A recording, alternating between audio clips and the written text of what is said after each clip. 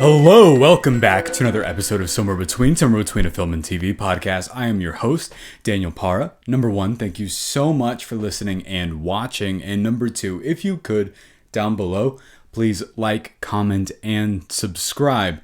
Remember, everything we review will always have full spoilers, and for Together, I definitely want to emphasize that this does have full spoilers because there's quite a bit I want to talk about. But let's go ahead and get straight into it. Together is about a couple played by both Dave Franco and Alison Brie, and we'll get into the kind of casting choices behind that. And one of them is a sort of, let's call it, aspiring musician, and one of them is a school teacher. And she moves out into the small town to try and kind of get a restart on life, while he kind of feels like he's trapped or sort of not really wanting to air out the fact that he feels like he's abandoning his dreams. He feels like he's leaving his own personal life behind. What ends up happening, the inciting incident, is that they go into a cave where it's described in the beginning in a very clever way, where these two dogs drink this water and then some time passes and you end up seeing them being fused together. And they're this sort of really kind of freaky amalgamation of both of them sort of fused. And naturally the trailer kind of sells it as this body horror movie, which it is for sure. But going into this, let's go ahead and get just right into all the thoughts with this movie. I want to ask you guys this as well. Did you love it? Did you hate it? Or are you somewhere between on it? And going into this, I want to say I was excited based off of the concept. I thought the trailer, though, was okay.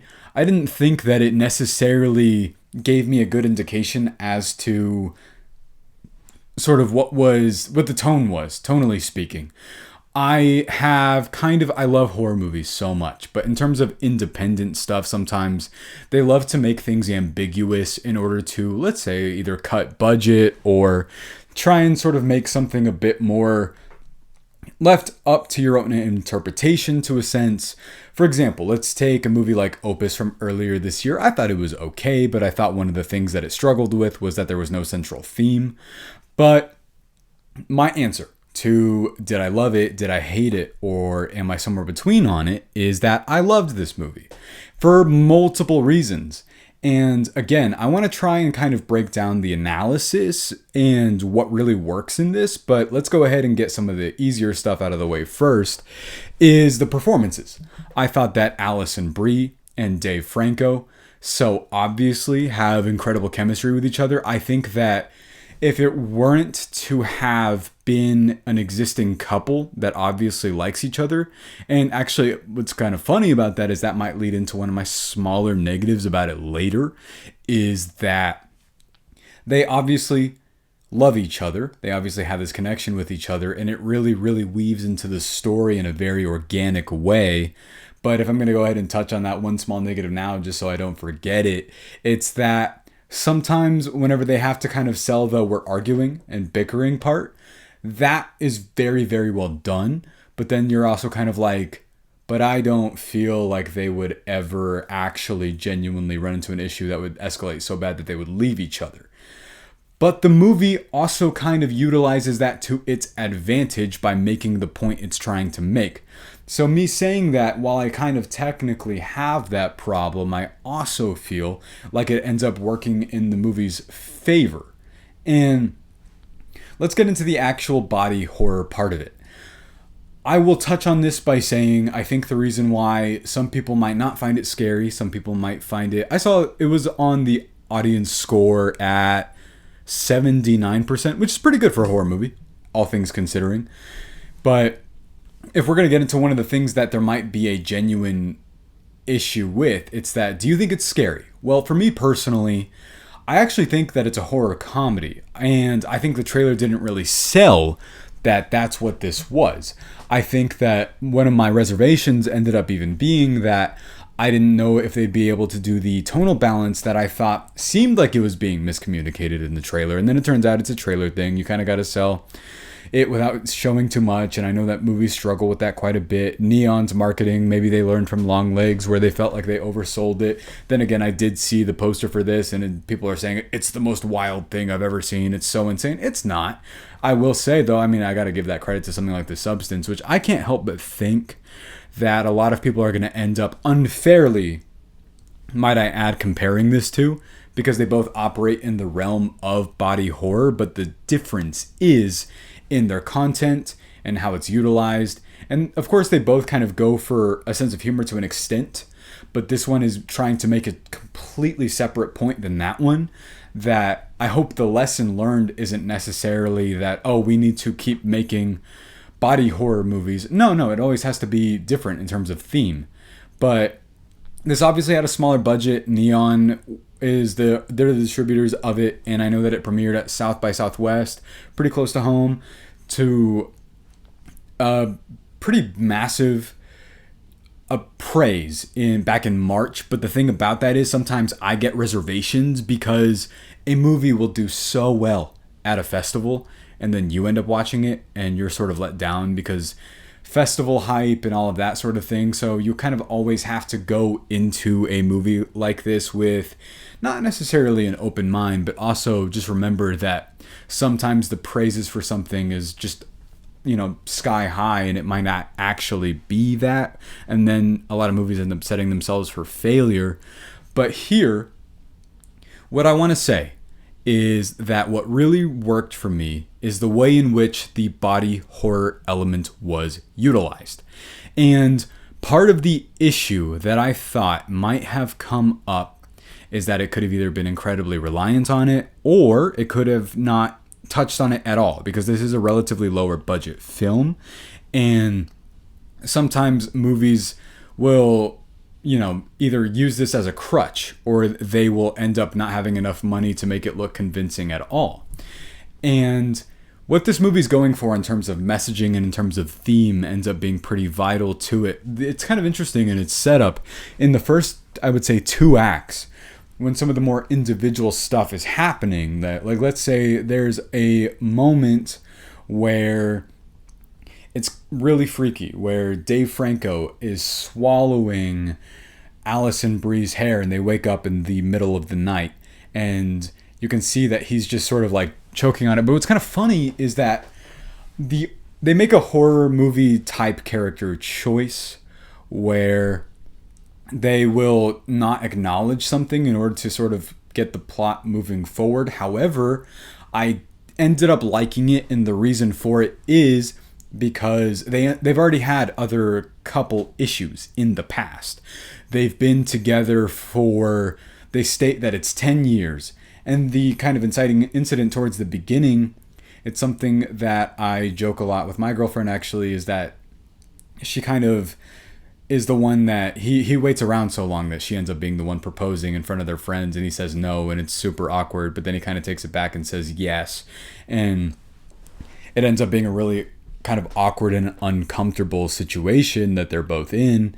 But that sort of leans into later on where they're having these problems with each other. And the entire metaphor, the entire visual style and sort of conveyed message here is about relationships, and it's about codependency, and it's kind of about, there's a really brilliant line that I'm sure that Dave Franco and Alison Brie, maybe they attended couples therapy, who knows, there's some verbiage in here that's definitely kind of leaning towards, we've gone through situations like this possibly in the past, where there's a moment in which she states, do you think that we genuinely see something here, or are we just comfortable with each other? Are we afraid of change, or whatever it may be?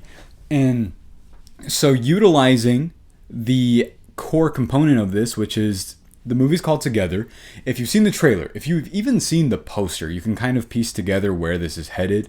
I talked to a friend yesterday that said, I bet this movie ends with them fusing at the end of it. And I said, I mean, yeah, just look at the trailer. I guarantee that's how this ends up being at the end.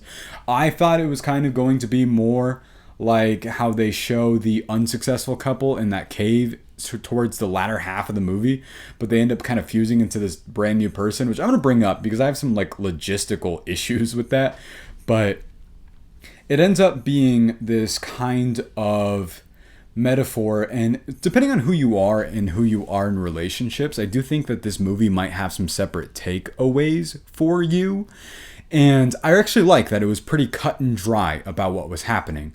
I was kind of convinced that it was going to be a sort of ambiguous ending. I thought that it was going to pan to the parents at the end in that final shot, and then when it cuts back and they knock on the door and you can hear them moving, I thought that it would just open and it would show their faces and it would end. But no, you see this like brand new person that you're sort of like, who is this?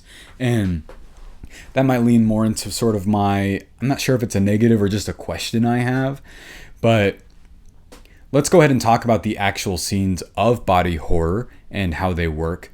The reason why I think it's so well done is because it's used sparingly. I think that some of the stuff that is done just in terms of it doesn't hammer you over the head with it. It could have easily just been gross, and that's fine. I probably would have dug it even if it just did it kind of like that.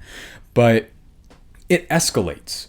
It starts off with just the massage thing where Dave Franco's character is kind of doing this thing where he's sort of trying to massage, I believe her name is, I remember that I said her name was Miss Wilson. I'm trying to remember her first name.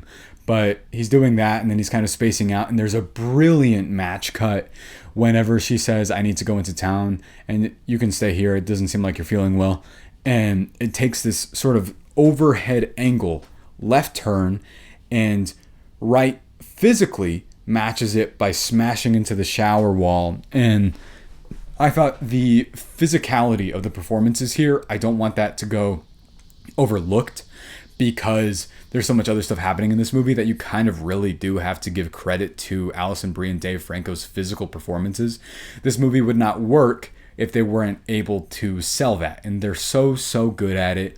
There's this moment where they're trying to sleep in separate beds for the night, and the way their bodies are contorting, I don't know if they got stunt doubles, maybe they did, or whatever it was, and their physical reactions and the way their bodies move and the way they do these kind of like cartwheels over themselves into each other, essentially, that is so tense and so well done. And I think that you could easily overlook that because of all the actual genuine prosthetic stuff, which we'll get to in a second. But the physicality of the performances, along with how they have to act just in terms of emotion for each other, is really vital to the movie.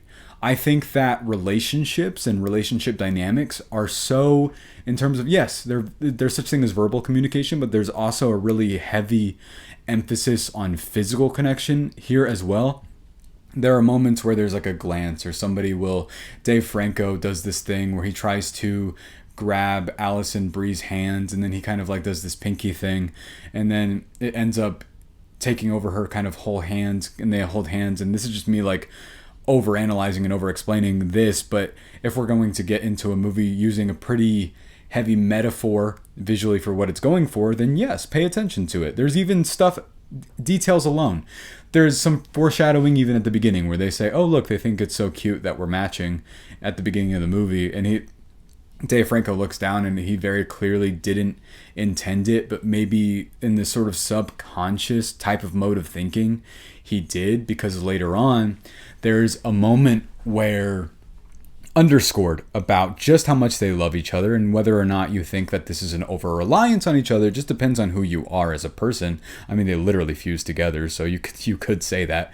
But he does this thing where he says, or maybe Alison Brie says it, but there's this whole conflict towards the end where they process that if one of them kills themselves, that the cycle's over, that it's not going to happen. And he chooses to fuse with Alison Brie at the end of the movie to, recover the blood from that. And it ends up sort of being like, well, I'd never wanted to let you go. I never wanted to do that. And there's a moment where he even says earlier on that he's like, no, I don't ever want to let you go. I didn't process that you are my dream, that you are my future. And that ends up being the sort of emphasis and point for his character. And what I like so much about both of them is they both go through character arcs in this that end up being just really well done.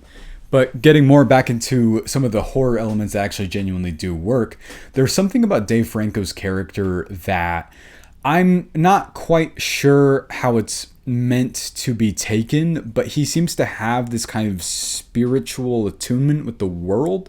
He seems to be able to recognize things and understand things before they're even happening, and he kind of has this draw to events or feelings. And there's a moment pretty early on that he gives a really great monologue that's when this movie really started clicking for me, where he's talking about how he feels like he thinks that he doesn't quite understand this sort of having to live with something dead feeling that his mom sort of did out of shock of whenever his father died. And what I liked about this is I know that a lot of horror movies are about trauma.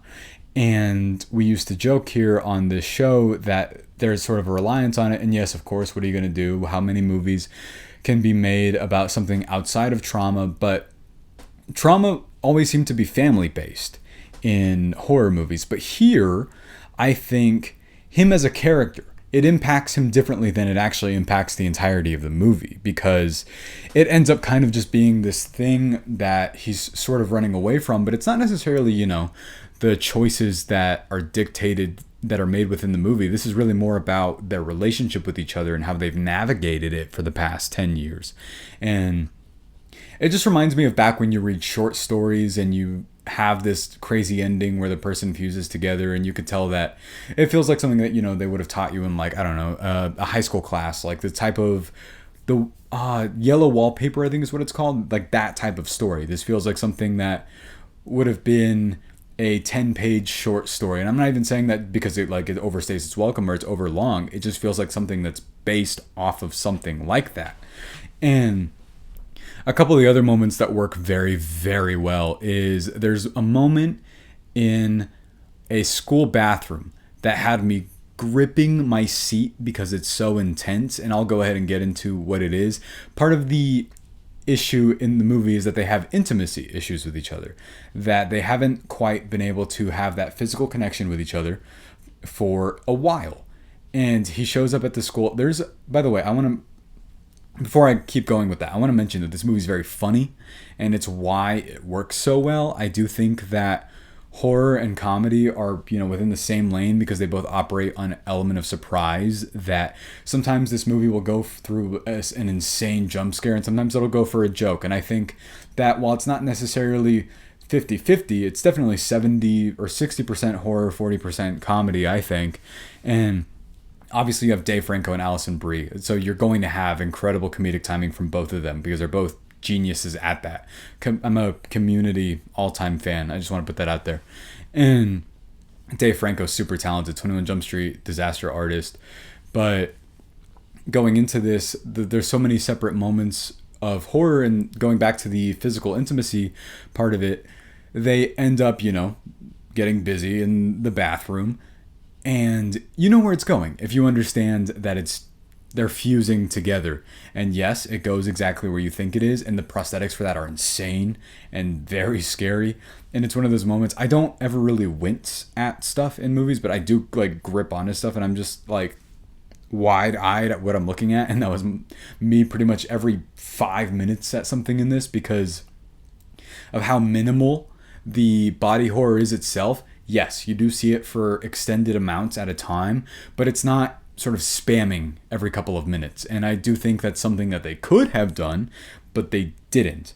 And that moment was intense and crazy. And the other one is a core element I haven't touched on a whole lot yet, is that I am not someone that loves the over-reliance of cults in horror movies. And this one definitely has a setup for a cult type situation where they don't over-explain it, and I'm glad that they don't, because I don't want to understand the mechanics of how it works, but you learn that there's this their neighbor. Turns out he's a part of this whole thing that happened in a chapel that fell into the ground in the woods where they're hiking. And whenever they're there, the set design is crazy. There's all these, it looks like vines, I think. Maybe it's people, now that we know what we know about that. But because there is a face in the background whenever Dave Franco goes back and you can see it. And he ends up sort of being they even say it at a point where there's like a bell and stuff, and he's like, this doesn't feel cult-ish to you, because he's kind of onto it sort of early, but it kind of just seems like paranoia of being in a new place is how Alison Brie takes it. But Dave Franco, like I said, is kind of like on a spiritual sort of connection with the world, it seems. And it ends up being significant in the fact that the teacher there, it turns out, fused with his husband. And that's where I'm not going to say it's a negative. I'm going to say it's a question I have that I'm not quite sure how it works. And I don't think they want you to know, but logistically at the end of the movie, so in this situation, he fuses with his husband, but in the picture that they show, he still looks like him and not his husband that he fused with. So is that like a show of a kind of, I don't know, kind of like a dominance in like a relationship where somebody's like more present about their feelings than the other person? Or is it you end up just looking more like one over the other over time? Because Dave Franco and Alison Brie fuse into just a completely different person at the end of the movie. It looks like, I remember even thinking early on, whenever they set up that you have to take to it, you have to have a genuine connection with each other and accept where it's going. And I'm trying to understand if part of it is a metaphor for marriage, that, people say you're a unit, you're a whole, you're two individuals that make a relationship work. But in this case, I'm kind of wondering if one person is sort of more rampantly voicing themselves over the other person. It's just one of the things where I understand the messaging, but it could have been a bit clearer in what it wanted to say about that part. And because she ends up visiting the house, and I was worried that this movie would over-explain why the thing happening is what's happening, but they don't. I think it's just enough. I'm glad. I would have been cool with if it just started happening. But a worry of mine that I'd had was, what if this is just one of those metaphors where it's kind of in their head and that's it? And I like that to an extent, but I'm glad that it was actually genuinely a physical thing happening to both of them. And the movie ends up with a kind of punchline towards the end with the Spice Girls album that's set up, because it turns out that he's a music snob. He's trying to be an aspiring musician in his 30s, and he's sort of kind of blaming the world around him for the fact that he's not, but then he could have gone on tour, and then of course this whole thing ends up happening. So he did have the opportunity, but it's one of those things where it's a chase your dreams, but then the person's not really applying themselves, and that's kind of part of what Dave Franco's arc is in this as well. But it ends up sort of just being like, let's go ahead and sort of get more into the negatives if there are many. I think that it's just kind of paced interestingly in the fact that I'm not going to complain that there's not enough body horror. I definitely think that there is. I just sort of wanted a bit more emphasis on the connections with each other towards the end of it, because I do think that they have immense chemistry with each other. And I ended up just kind of like loving the setting and loving where they're at and the message as well. I'm glad that it was a genuine actual thing that was happening instead of, in their heads or in their minds or whatever it may be. And it's obviously, it's a metaphor for, and sometimes it's obvious because he'll say there's something happening. He was like, I don't know, I've just felt so different since we've been here, which is stuff that you hear in an actual relationship. And it ends up being one of the best jokes in the movie where they have to saw through themselves. And I wish they could have shown a little bit more of that, but obviously, it's one thing to see it off screen and see it. I think they've done it enough, but maybe that's just a personal taste thing. It's not an actual critique, where after the fact, there's this joke where she's like, obviously, by the way, I believe everything you're saying now. And he's like, this now is not the time for us to go over that. But yeah, I genuinely thought that this was very successful in terms of theming and being about codependency, and that they do love each other, but they there is also kind of a connection in the sense of, well, how much of it is off of the fact that we've been with each other for so long. There's one really great moment where she brings up one of their first dates and she's like, okay, but when is the last time, her friend says this on like a Zoom or Skype call, and she said, okay, but when is the last time that he did anything for you in the past like 9 years? And she just sort of blanks, and then there ends up being this crazy shot of Dave Franco walking through a school. But I loved this movie. I thought that it was scary in the sense of my personal biggest fear, just to point that out again, is losing control of my body. So anything having to do with that is very freaky to me. And other people might not find it scary. They might just think that, oh, like it's cool. It's body horror, and it's funny. And I think it's genuinely very well done in terms of just handling itself and the theme. But overall, if I were to give this a score, I'll go ahead and I'll give it a 4 out of 5. That sounds pretty solid to me. I loved it. I thought it was a great time. I thought that since it was so funny, it ends up making some of its points even more, because if it would have been, morbid and kind of very self-serious. I'm trying to think of a body horror movie that I saw that I thought just took itself too seriously. I think Infinity Pool might have been one, but Infinity Pool I didn't even really like that much. And I didn't even think it had a whole lot of body horror in it, which definitely drove me a little bit crazy. But again, try not to compare it to The Substance. They're totally different just in terms of what they're going for. I know it's going to happen, but But yeah, a 4 out of 5 for me. What did you guys think of Together? Directed by Michael Shanks, by the way. Did you love it? Did you hate it? Or are you somewhere between on it? I want to know. Anyway, guys, thank you so much for listening and watching again. I'll see you next time.